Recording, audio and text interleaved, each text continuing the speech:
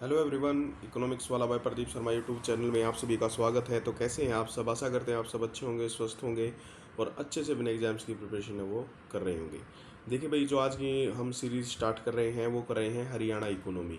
Haryana economy की जो series रहेगी, इसके अंदर जितने भी टॉपिक होंगे, टॉपिक वाइज हम मतलब इस सीरीज़ में मैं मोस्ट इम्पोर्टेंट जो 30 क्वेश्चंस हैं उसकी सीरीज़ लेके आ रहे हैं। इसके हम ऑप्शंस और ये क्वेश्चंस निकाल रहे हैं, बना रहे हैं, ठीक है, जिससे आपकी अच्छे से प्रैक्टिस हो जाए।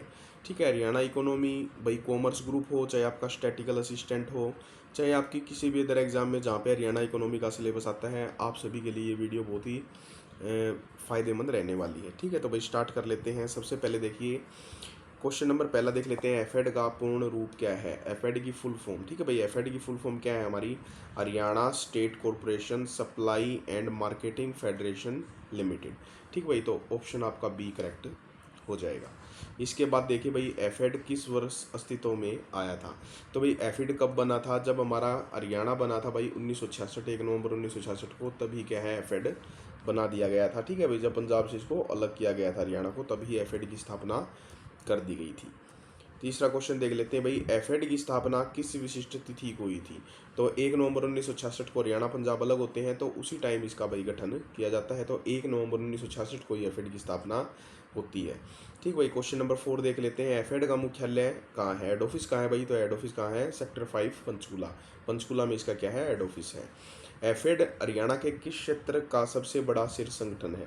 भाई किस सेक्टर में आता है? तो ये कोऑपरेटिव सेक्टर है, सहकारी क्षेत्र है भाई, ठीक है, हरियाणा का। अच्छा जी, क्वेश्चन नंबर 6 देख लेते हैं, किसान समुदाय को लेकर एफएड का प्राथमिक उद्देश्य क्या है? भाई एफएड का जो मेन उद्देश्य है वो क्या है? वो है किसानों और उपभोक्ताओं के बीच एक सेतु बनकर किसानों के हितों की रक्षा करना।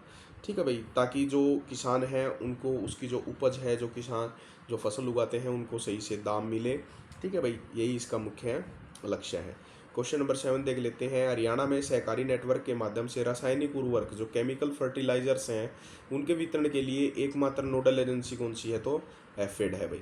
ठीक है, एफेड की स्थापना किस विधि अधिनियम, किस एक्ट के अकॉर्डिंग हुई है? तो पंजाब पुनर्गठन अधिनियम 1966 के अकॉर्डिंग ही इसकी क्या है भाई स्थापना हुई है। देखो 1966 में बना है, तो 1966 का ही एक्ट आएगा, इससे बाद का या पहले के एक्ट के अनुसार नहीं हुई। अच्छा जी, इसके बाद क्वेश्चन नंबर 9 देख लेते हैं भाई, हरियाणा में खाद्यान्न खरीद फूड ग्रेन जो प्रोक्योरमेंट है में एफिड की क्या भूमिका रहती है? तो एफिड क्या है भाई? अपने हरियाणा राज्य की सबसे बड़ी खाद्यान्न खरीद एजेंसी है भाई, ठीक है, सबसे बड़ी। न्यूनतम जो एमएसपी होता है, मिनिमम सपोर्ट प्राइस, उसके कार्य को समर्थन देने के लिए एफेड किस फसल की सबसे बड़े पैमाने पर खरीद करता है? तो गेहूं की सबसे ज़्यादा खरीद करता है भाई एफेड।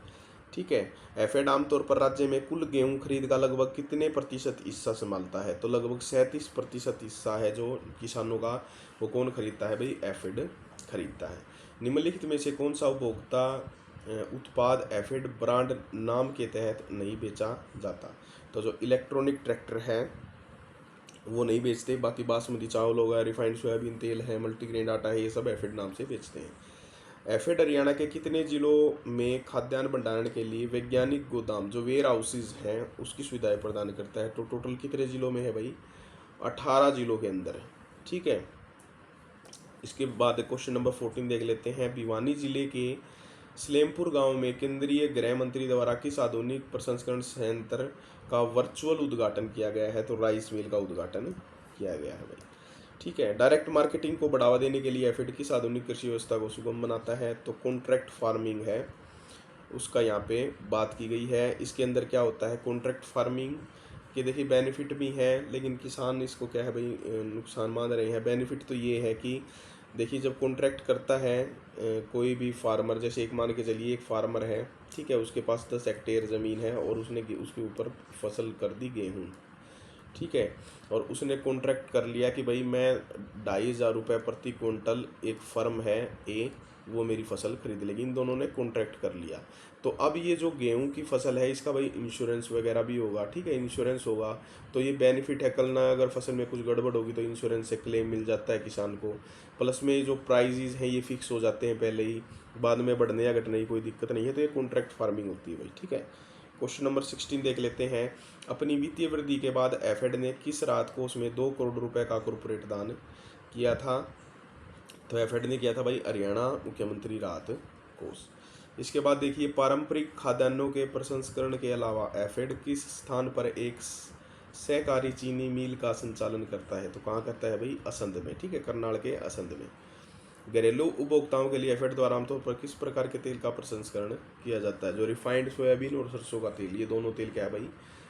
बांटे जाते हैं। ठीक है, निम्नलिखित में से कौन सा कृषि इनपुट एफेड द्वारा सीधे किसानों को प्रदान किया जाता है? जो HYV सीड्स होते हैं, हाई यील्ड सीड्स होते हैं, ये उच्च उपज देने वाली किस्म होती हैं, ये क्या है? किसानों को प्रदान की जाती है भाई। ठीक है, सहकारी उत्पादों को बढ़ावा देने और उपभोक्ताओं तक पहुंचने के लिए एफेड जो घरेलू आउटलेट स्थापित कर रहा है, उन्हें क्या कहा जाता है भाई? एफेड मार्केट्स। एफेड के दैनिक प्रशासनिक और कार्यकारी कार्यों को संभालने के लिए किस पद पर वरिष्ठ IAS अधिकारियों की नियुक्ति की जाती है? तो जो IAS होते हैं वो यहाँ पे मैनेजिंग डायरेक्टर की पोस्ट पर काम करते हैं भाई। ठीक है, प्रबंधक निदेशक जो मैनेजिंग डायरेक्टर है के साथ एफेड में बोर्ड की नीतिगत निर्णय को देखरेख के लिए संगठनात्मक प्रमुख कौन होता है? तो उसका क्या होता है? चेयरमैन।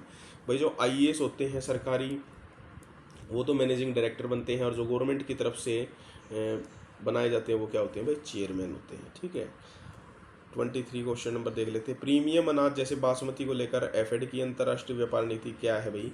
कि विदेशी व्यापारों में निर्यात करना, एक्सपोर्ट करना। एफेड ग्राम स्तर पर कीटनाशकों तथा उर्वरकों की आपूर्ति मुख्य रूप से किस नेटवर्क के माध्यम से करता है?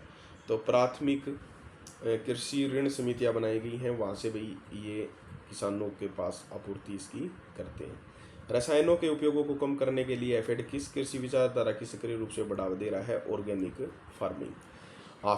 एफेड के संबंध में निम्नलिखित में से कौन सा कथन गलत है? इसका गठन हरियाणा राज्य का दर्जा मिलने से पहले हुआ था। नहीं भाई, बिल्कुल जब हरियाणा बना था उसी टाइम इसका गठन हुआ था। तो ये क्वेश्चन नंबर जो बी है ये क्या है भाई? यहाँ पे गलत कथन है। ठीक है, तो ये हो जाएगा। इसके बाद 27 देखिए, एफेड द्वारा उत्पादित पशु तथा जो कैटल फीड है उसका उद्देश्य किस संबंध क्षेत्र की सेवा करना है? तो डायरी और लाइवस्टॉक फार्मिंग। पिछले कुछ दशकों में एफेड की वित्तीय स्थिति ने लगातार कौन सा रुझान किया है? तो इसके अंदर भाई नेट प्रॉफिट अर्न कर रही है ये। ठीक है, एफेड अपने बड़े कृषि व्यवसाय संचालन में उत्पन्न आर्थिक लाभ किसे हस्तांतरित करता है? तो सदस्य सहकारी समितियां और व्यक्तिगत किसानों को क्या है भाई? प्रॉफिट शेयर हस्तांतरित किया जाता है। इसके बाद है भाई एफेड द्वारा प्रतिबंधित वैज्ञानिक भंडार जो साइंटिफिक स्टोरेज सुविधाएं हैं, ठीक है, प्रबंधित सुविधाएं हैं, वो किस प्रकार के नुकसान को रोकने के लिए महत्वपूर्ण है? तो कटाई के बाद फसल भंडारण में होने वाली खराबी जो पोस्ट हार्वेस्ट लॉस्ट है। ठीक है, जैसे कि वैज्ञानिक तरीकों से बने गोदाम अनाजों में की जो नमी है चूहों कीड़ों से बचाते हैं। ठीक है, जिससे कटाई के बाद होने वाला करोड़ों का नुकसान क्या है भाई? बच जाता है। तो ये थी भाई टॉप इंपॉर्टेंट, इसके मोस्ट इंपॉर्टेंट एफेड टॉपिक के 30 क्वेश्चंस। ऐसे हम डेली एक एक वीडियो डालते रहेंगे हरियाणा इकोनॉमी की, जिसमें 30-40 क्वेश्चन का जो भी होगा हम बनाएंगे। ठीक है, और अगर आपको वीडियो अच्छी लगे तो भाई प्लीज़ चैनल को लाइक करें, सब्सक्राइब करें। Thank you so much. जय हिंद, जय भारत।